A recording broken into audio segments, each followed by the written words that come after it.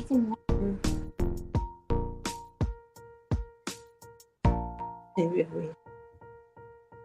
who's your PA here?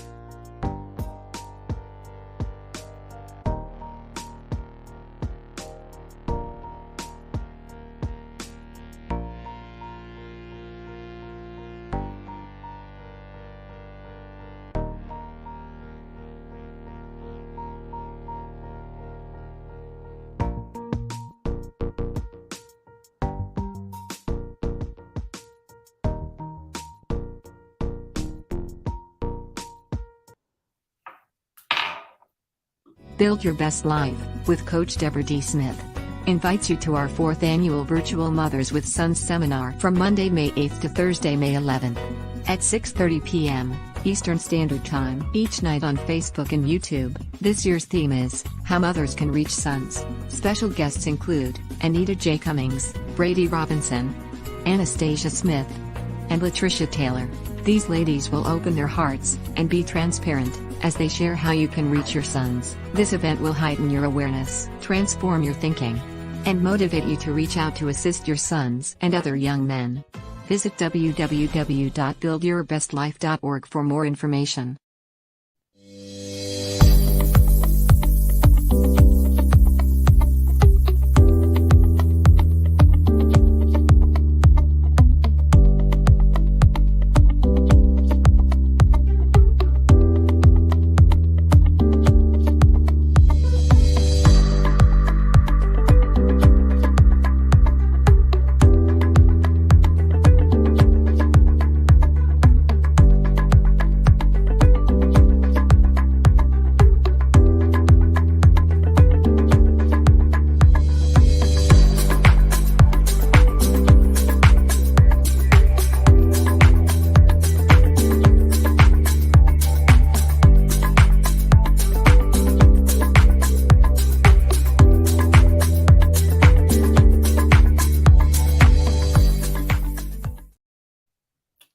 Good evening, good evening, good evening. Welcome to Build Your Best Life with Coach Deborah D. Smith. I am super excited to be here because guess what? You could have been anywhere else, but you decided to join us today.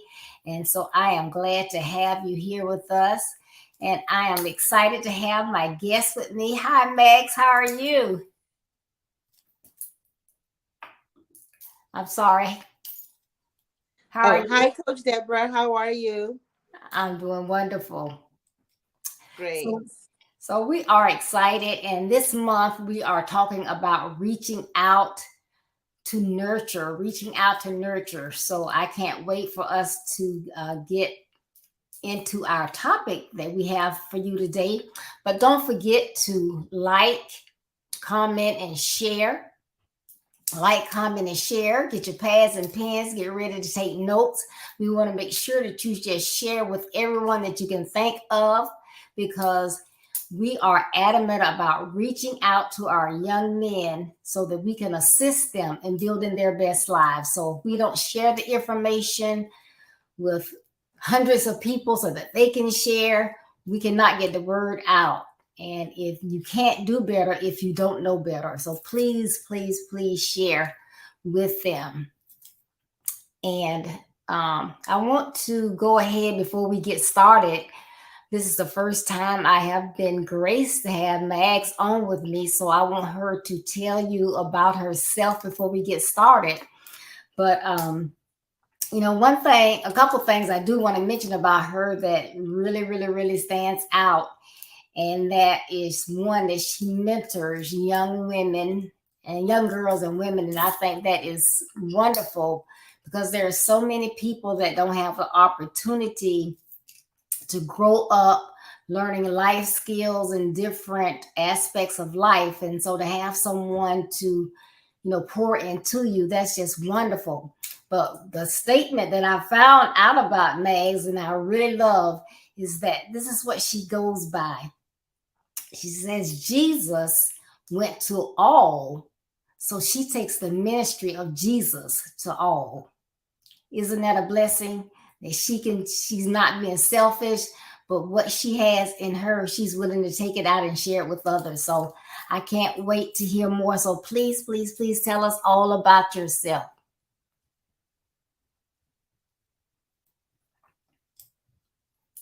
Oh, you muted again. I'm sorry. All right. That's fine. Okay, so my name is Mags. I was born in Zimbabwe in Africa, and I lived in Africa until I was 18 years old. I went to school there, went to high school, and then I went to England for university. I studied nursing in 1998 to 2002. Sounds like so long ago. So I've been a nurse for over 20 years. And then I moved to America in 2014, went to Bible school, did 3 years of seminary school. And when I thought, when I went to Bible school, I thought I was going to leave nursing and I was going to be a full-time minister, work for a church. And then I met a professor who taught me about marketplace ministry, and he said your profession, your business is part of your calling. God needs people in the marketplace, not only in the church. So I majored in marketplace ministry and pastoral because I still believe I've got some work in the church. But so I work as a nurse in America. I'm a contract nurse, so I do contracts, and that's why I can manage to take some time off in between. And ministry-wise, I have a women's ministry called Women of Wisdom. We've been having conferences in England since 2014, and I've moved them to the States. And we just had an outreach to Africa that was amazing, amazing, amazing. It's been our best so far. And that's me, and that's a summary of who I am. Do you want me to tell you what I do as far as the young girls are concerned? Yes, we'd love to hear about that. Awesome. So when I was in Zimbabwe, I met my mentor when I was a girl. And it was so surreal because, we started talking about old times, of how she guided me when I was still young. And I just realized the importance of mentorship from a young age. So I have girls that I mentor, they call me, we talk about stuff, we talk about issues. But 2020, during COVID, I started helping young girls in Africa to have a trade because I realized they were getting married young, or, their parents were house helps or gardeners, and their children were following suit. And I was like, we need to change the narrative. So I afforded these girls the opportunity to choose a trade that they want to do. And one of them is now a professional baker, one of them is into catering, and one is a cosmetologist. Awesome. So it was just awesome seeing them and meeting them and seeing the change that has happened in their life and just encouraging them. So I actually now links them up with my mentor, who was my mentor when I was a girl. So she's going to follow them up and make sure they're progressing. So that's just so exciting. Oh, that is wonderful. Thank you so much for doing it. I know you're not doing it for me, but I mean, it's just that, that you're giving to do that. That's just wonderful. That you're using your gifts that God has given you for, the purpose that He wants you to use it for. So that is just wonderful. Awesome. Yes. So we have a great topic that we're going to talk with you about today on Reach Out, and that is tender love and care. Tender love and care. And as I stated earlier, for May, our theme is reach out and nurture. So we're Mags and I are going to start out with tender love and care. I think that's so important. Although, as soon as you mention the word nurture, people immediately resonate with mothers. So mothers are known for being nurturers, but I believe that dads are nurturers as well. So, Max, when we talk about nurturing, like I said, people think about the mothers, but nurturing is, what is nurturing? Nurturing is showing care, and everyone, whether you're male or female, can show care. So, tell us, how has nursing impacted how you encourage and nurture others? Awesome. That's so good. So there's a quote in nursing that says, pain is what the patient says it is. And, sometimes people can say, oh, they're not really in pain. And we have a scale of a 1 to 10. So if a patient says it's a 1, Tylenol will do. But if they say it's a 10, you got to give them morphine, Dilaudid, whatever. So I think in nursing, it has taught me to meet somebody where they're at and take their issue seriously, because sometimes we can just overlook and say, oh, I went through that in 2 weeks, I got over it. So why is it taking you so long? So I think one thing I've learned in nursing is to meet someone where they're at and help them to go from there. Last year, I did the NLP course, the Neuro-Linguistic Practitioner course. I always get it twisted. And it taught me to be able to help somebody not focus on the problem, but focus on either the end result, and gave me techniques to help people on how to move from point A to point B. So that incorporated with my nursing has really helped me to help people starting from where they're at and take them to where they want to go. That's good. That's important. Yes, because it's nothing worse than you saying you don't feel well, and somebody says, "Oh, you'll be okay." So I like that. The pain is what the patient says. That's good. Yes. An example: I met somebody a week or so ago who had, I think she was 2 years post-divorce, and she was still having the issues, 2 years later. And we couldn't say, oh, no, by 2 years, I was over it, I was whatever. I had to understand the person where they're at and try and help them from where they're at, because we're different, we deal with things differently. And that is just so important, that what works for one person doesn't work for the other person. Exactly. People have to understand that we're all individuals, and so there's everything about us is different. Nothing's the same. Correct. Okay. It is crucial, I believe, to love and believe in yourself and your own abilities. So, Max, do you believe that nurturing benefits someone that may be struggling with self-esteem? Definitely. I think self-esteem is so important. Someone with the higher self-esteem and someone with the lower self-esteem, it's easier to work with the person with the higher self-esteem. And I think it's important to build up somebody. The Bible says, build yourself up in your most holy faith. I'll talk about my book later, but I wrote in my book called I Am Who God Says I Am. And I think as a Christian, finding your identity in who God says you are, because I think life has identified us, or we've had labels over time. I always use this example.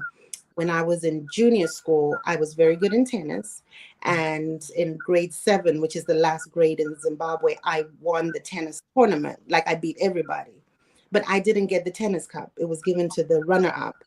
And when I went to the teacher and I said, why didn't I get the cup? She says, the teachers don't like you.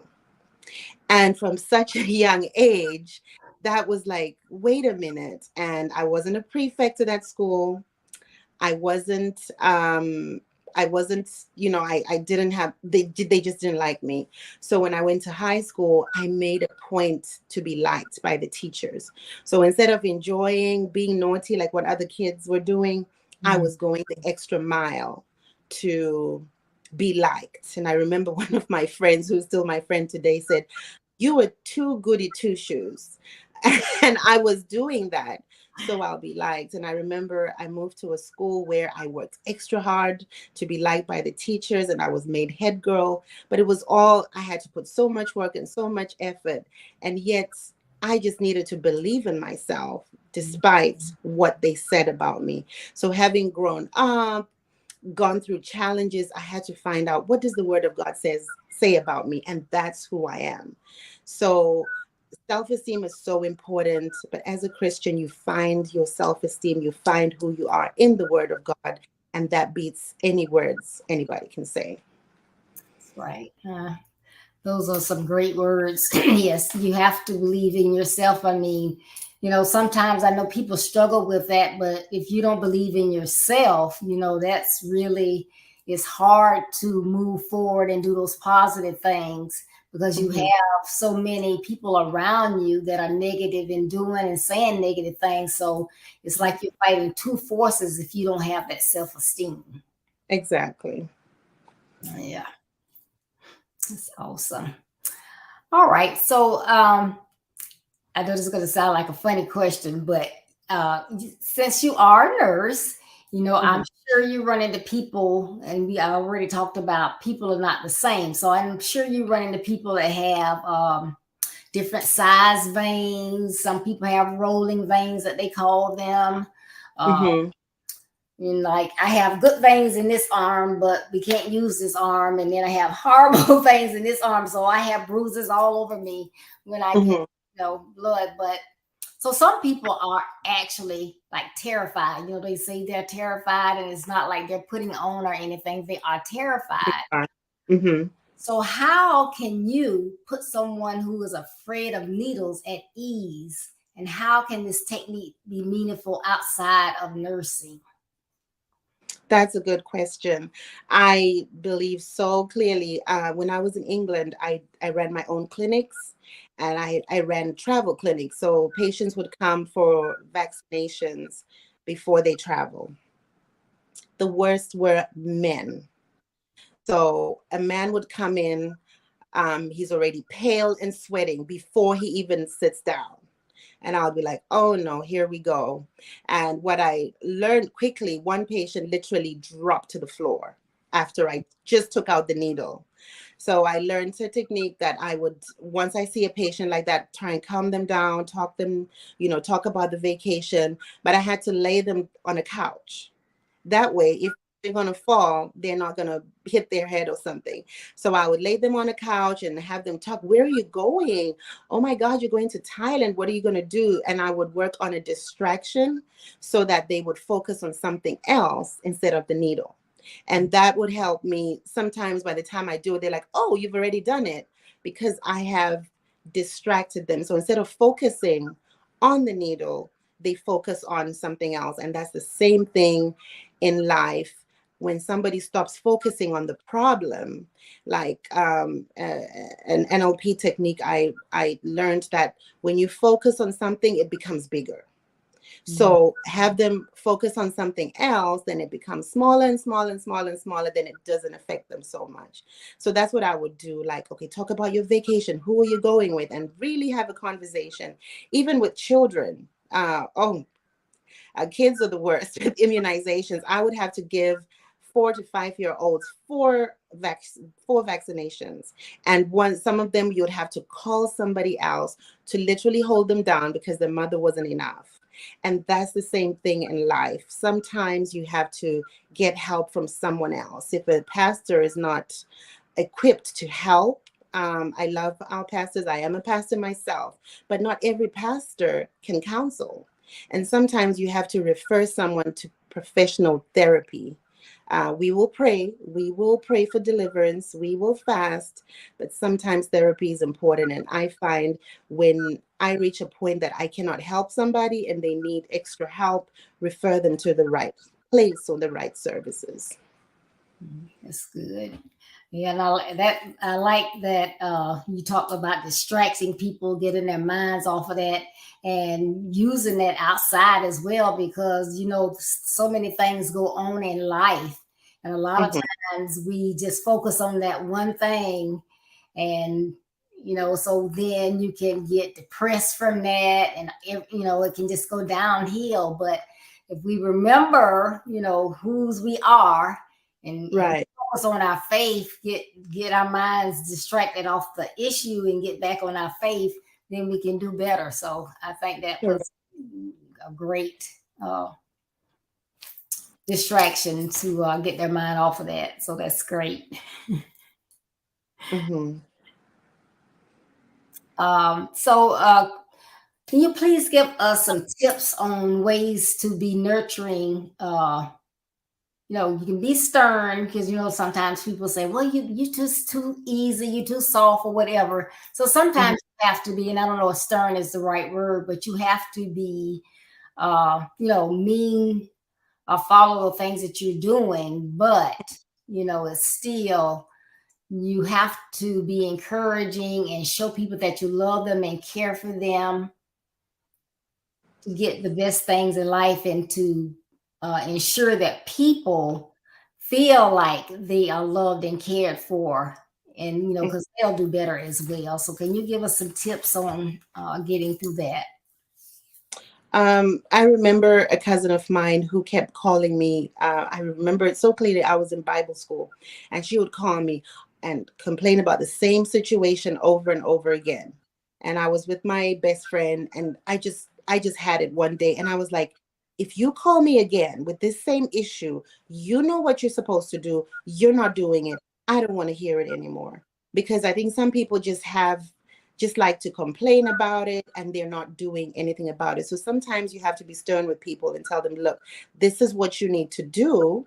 And if you're not going to do it, we're wasting time. I remember with one of the ladies I go to for when I was in Bible school, I went to counseling with, and they were dealing on some unforgiveness issues. And they have this book that they'll be tracking everything. And when it got to one specific person, and I just couldn't, I just felt like they were like, we're closing the book, we're not going forward, because you can go home, because if we don't do this, we can't we can't progress. And I had to say, okay, I forgive. So sometimes we have to be stern and strict to help the person. There's a statement that says you have to be cruel to be kind. So you can be nice. Oh, okay, I'm so sorry. But sometimes when somebody has the thing in front of them or has the answer, but they're not doing it, you just have to draw the line and say, look, if you're not going to do this, one, I'm wasting my time, and you're wasting your time too. So I love you with the love of God, but if you're not going to do what needs to be done, we're not going to get anywhere, and we're wasting each other's time. Take time out. Let me know when you're ready. you know and yeah, but I have a lot of patience. I would like to say I have a lot of patience, and I have one of my mentees who is so strong-willed, so strong-headed, that sometimes I just give her time and say, okay, when you're ready, come back and let me know what you're going to do. And sometimes you put the power in their hands. You can't make decisions for people. All you can do is advise them, give them guidance, lead them in the word of the Lord and whatever knowledge and experience you have. But at the end of the day, it's up to the person to make the necessary changes. So be kind. I think sometimes as adults, we forget that we were once young. We forget that we made mistakes too. And we have to give a little bit of grace, especially to young people, that look, we were once young, we made mistakes as well. However, I have learned from my mistakes, and I'm trying to prevent you from making the same mistakes. So be kind. That's good. Yeah. Yeah. And sometimes it gets hard when you want to be stern, but you don't want to cause someone to go in the wrong direction. But if you don't be stern, they aren't going to ever get better. So you don't want to get them into a crippling stage. But so sometimes it's kind of like, okay, it's a balancing act, I guess. Yeah, and using the same example of maybe the vaccination clinic, I met a patient who's going to Ghana, and Ghana is a yellow fever risk area. Mhm. And to prevent that, you have to get the yellow fever vaccine. It hurts, it's painful, but getting yellow fever is worse because you're going to be in a third world country, sometimes without the best medical facilities. And if you get yellow fever, you could die out there. So I'm giving you some little pain right now, but it's going to benefit you in the long run. And that's what happens with helping people. Sometimes it's not going to be an easy thing that they have to do, but we also have to show empathy. I think showing empathy goes a long way when somebody feels that you really care about them, you really want the best for them, and you're not there to judge and say, how could you do that? I mean, who on earth? You have to understand where they're at, show them empathy, show them you understand, and then help them move forward the best way you Okay. Yep. We have to meet people where they are a lot of times. can. Hmm. It's good. Yeah, this is good. But again, if you tuned in late, Mags and I have been talking about tender loving care. And it's, the nurturing that we have to provide. And nurturing can be provided by females or males, is maybe sometimes done in different ways, different things are taught, but both genders are nurturers. And you just have to be there for people, show them kindness. I always say you can get more bees with honey, so you have to be nice to people. Hmm. Nice to people. Right. Yeah. Uh-huh. But we have to remember as well, though, those things that we know, the principles that we know, the biblical knowledge that we have gained, and what we're supposed to do, and keep our faith and kind of keep our minds on that as well. But we all make mistakes, we all fall, but we gotta get up and make the best of everything. Correct. Yeah, so I think this has been a good topic that we've been talking about. If you tuned in late, you have to go back and look at it again so you can see all of it as we are getting to the end of it. But I have really enjoyed this. But and so as we prepare to close, can you give me your closing thoughts on how using tender loving care can benefit those that are trying to assist young people in building their best lives? Awesome. I have written a couple of things so I wouldn't forget. First of all, we said don't judge them. If you come with a Judge Judy attitude, they're already not going to receive from you. Right. They'll shut down and they won't open up. Another thing I think as an opening way to help engage young people, ask them their dreams, goals, and desires, and help guide them to achieving those, and not your own agenda. Because sometimes we can come and say, oh, we want you to do this, you should do this. Find out what their dreams, their desires, and help them. Sometimes, of course, young people are not, they don't have enough experience in life. Like I remember one young child when I used to be a Sunday school teacher saying, I want to be a janitor when I grow up. Really, when they grow up, they definitely don't want to be a janitor. So guiding them, okay, what about this? What about that? You can actually be a doctor if you want to, and give them the opportunity to explore other things that they might not have thought about. But again, supporting them. I think one thing that happens, especially in Africa, is like you have to go to school. It's all academic, academic, and academic. But I found out in the States that sports and recreation and talent can sometimes take you further than academics. So ask the children what they want to do. Ask their areas of gifting, and help nurture that. Um, Another thing I wrote is incorporate recreation time or time to have fun, to do what they like. Building trust takes time. So what do they like? They like go-karting, go-karting. They like bowling. Do something outside of just being the strict adult telling you this is what you need to do. Build a safe space or a safe environment, knowing that what you discuss is valued and private. I think that is so important. I remember when I was young, I had leaders in church. So my church, which I grew up in, Forward in Faith, great church, they always taught us the importance of an advisor or a counselor. So I remember when I was in my teens, I had this couple that were my counselors, and I had issues with my mom, and I went to tell them everything. After they talked to me, they went and told my mom. I got into more trouble. I got into more trouble. So that defeated the purpose. I wasn't going to tell them again. So when you deal with young people, unless it's something that's dangerous, that is life-threatening, then you have to alert the parents. But if it's something they tell you in confidence, help them understand that, what you discuss is private and you're going to try and help them. And if it's something you have to tell the parents, they should not go and bash the child. Otherwise, that's going to just block everything and you're not going to be able to help them. So I think those things will help us be better nurturers for young people, whether male or female. Yes, those are good. And, I like all of those were good, but especially that confidentiality, because we have so many of our young people that are keeping things inside. So if there's someone that they're willing to talk to, Mm-hmm. you know, Mm-hmm. and you don't want to, when you break that confidence, like, okay, so I won't say anything to anybody else. I'm just going to keep it to myself. And then that can be harmful to that child. So, Exactly. yeah. Yeah. So I hope you all were taking notes of those. Those are great.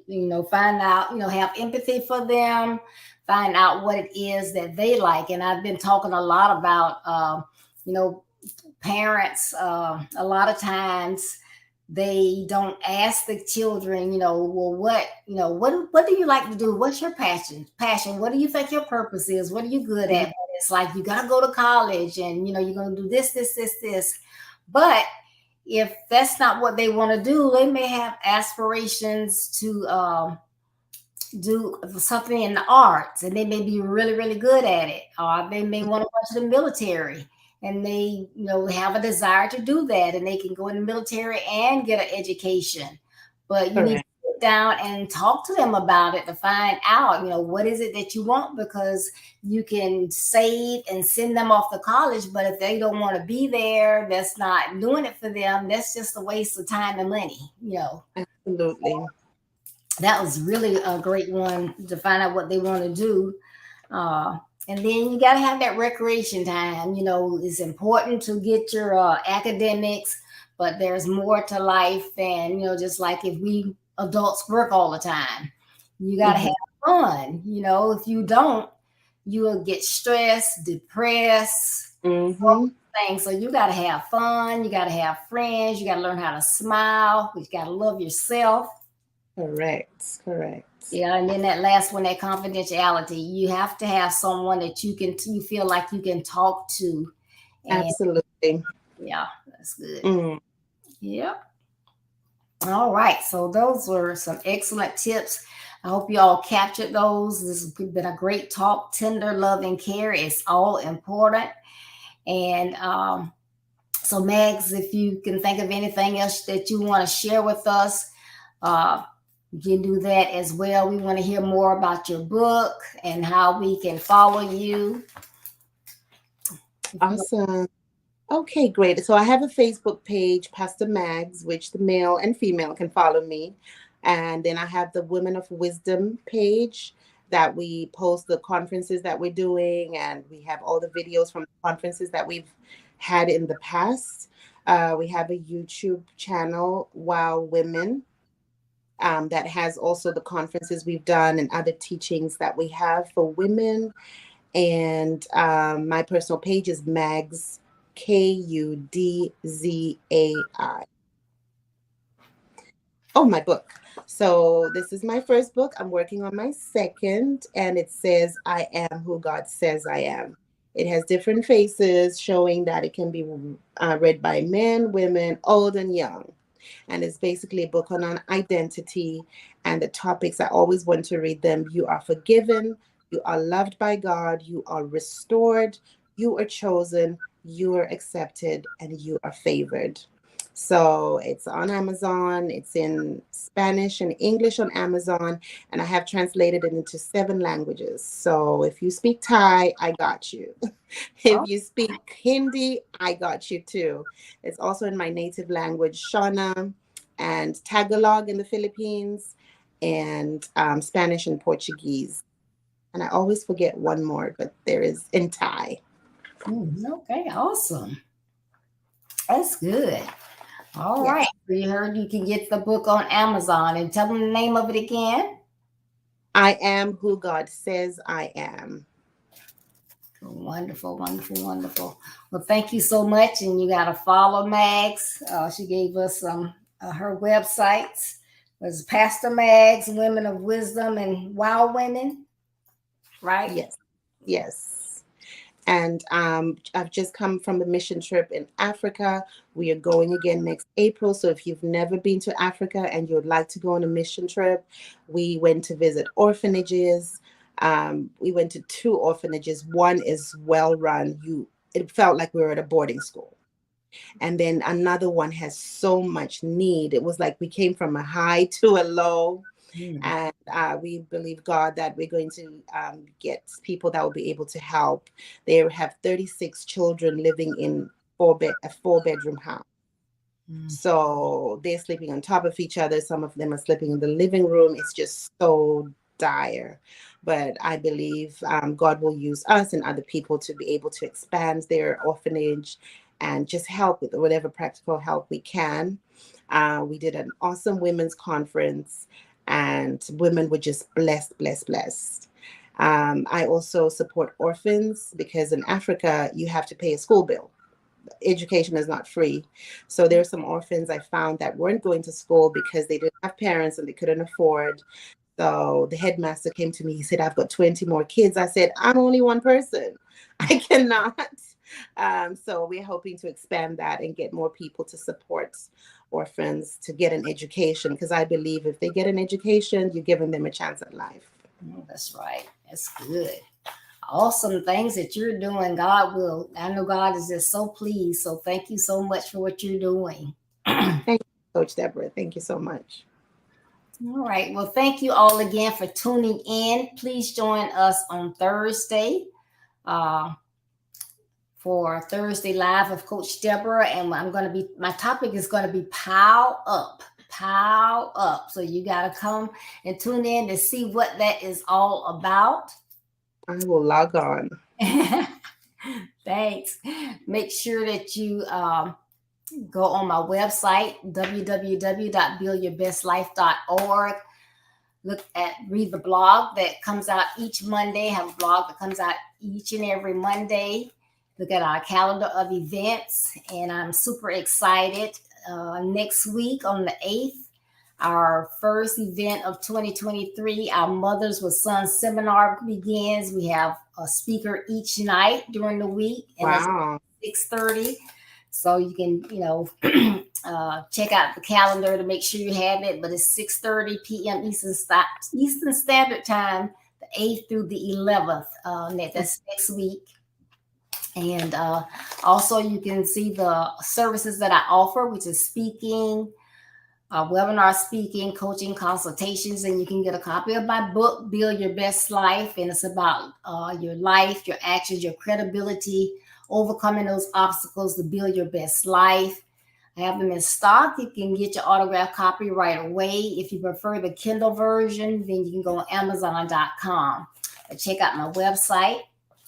And also, as part of honoring our mothers, I'm going to put something up on the screen. I would like all our young men to send in a picture of you and your mother, along with a statement. It can be a paragraph. It doesn't have to be long, just a paragraph or a few sentences of what your mom has taught you.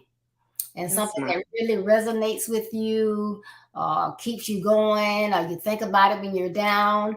So send that, your names, your city, and your state, and to my email address, which is byblwdsmith@gmail.com. So it's actually Build Your Best Life with Deborah Smith at gmail.com. So byblwdsmith@gmail.com.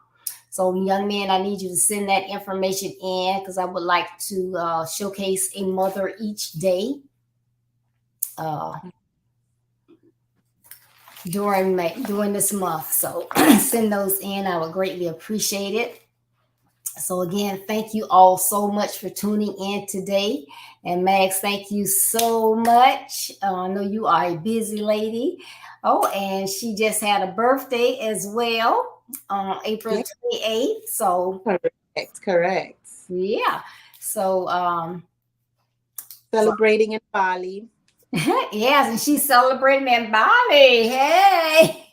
Correct. Yeah, so it was such a pleasure and wonderful of you to take time out to be with us during your busy schedule. So thank you. And we will have you back on. Thank you so much. I would love to come back on. Great. All right, everybody. Again, remember 2023 is all about reaching out. So as you go along your busy day, you may encounter a young man that has lost his way. Don't shake your head. Don't steady your pace. Stop, reach out, and give the young man a helping hand. If we all stop and assist, then a young man will have a better chance of knowing what they need to do, how they need to do it, and have that opportunity. But we all have to work together to get that done. Mm-hmm. So remember, building your best life is our business. That's not a slogan. It's our commitment. I love you. Be blessed. Stay safe. And I look forward to seeing you on Thursday. Thank you again, Mags. Be blessed. Thank you, Coach Debs. All right. Bye-bye.